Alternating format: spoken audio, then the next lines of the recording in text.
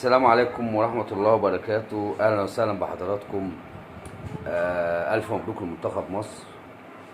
فوز مهم 2-0 على منتخب موريتانيا، ومباراة العودة يوم الثلاث.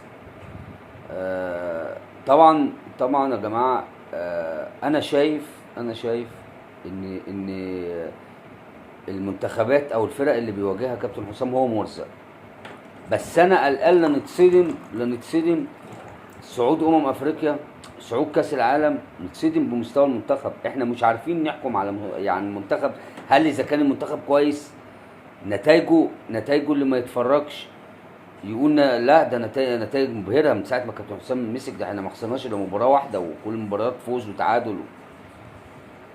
في الاول وفي الاخر الارقام اللي بتتكلم. المنتخب بيكسب، والمنتخب هيصعد افريقيا، وان شاء الله هيصعد كاس عالم مع كابتن حسام حسن.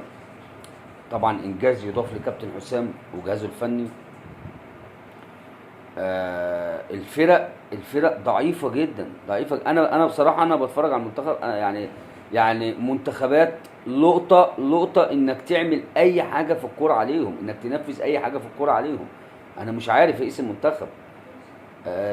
حظنا بقى احنا كابتن حسام مرزق ان هو مسك. ده الراجل ده، بص، حتى مجموعه كاس العالم اتسهلت بنسبه 100%، ان انت كاس عالم صعود مباشره، واقوى فرقه معاك في المجموعه بوركينا فاسو، وانت كسبتها وهتواجهها تاني هتكسبها.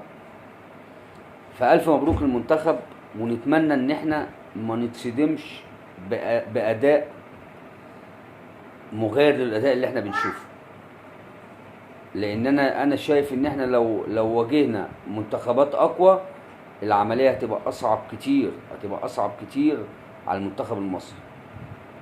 الف مبروك لمنتخب مصر، وربنا يوفقه في المباراه اللي جايه ان شاء الله بتاعت يوم الثلاث، ونبقى نتكلم عليها باذن الله.